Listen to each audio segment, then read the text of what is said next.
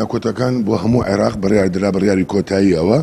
کە قۆناغە ناکۆتاکانی 1 تا 5 سەرەتایی 1 و 2 ناوەندی کە کۆرساتە و 4 و 5 ئامادەیش هەماشت کۆرساتە ئەوانە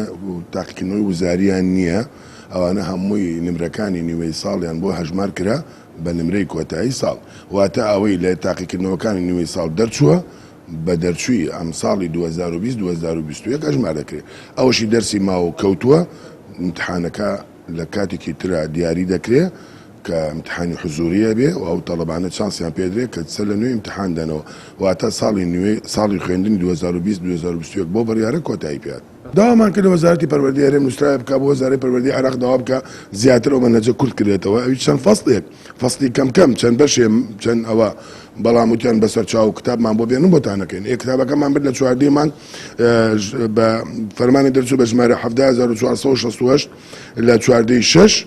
دەرکرا و ڕازی بوون لەسەر ئەو تەرکانە و ئێمەش ئەمرەکەمان هێناوەتەوە و لە پیجی پەروەردە و لە فەیسبووکی خۆمان بڵاومان کردەوە و هەموو دنیا پێی زانی و ئەمرەکەشمان بڵاو کردوێتەوە لە کتوپڕێکا دوێنێ کە 16 بە فەرمانێکی تر ژمارە 17663 کە عینەن وەزارەتی پەروەردە ئەمریکی دەکردووە لێ ڕازینین بۆ تەرکانە و بۆ ئەمریکا دوێنێ پێرێ دەرمان کردووە ڕازینین و پەشیمان بووینەوە یعنی باشە ئەو ینی بێسەرۆبەرەیە تاکوکەی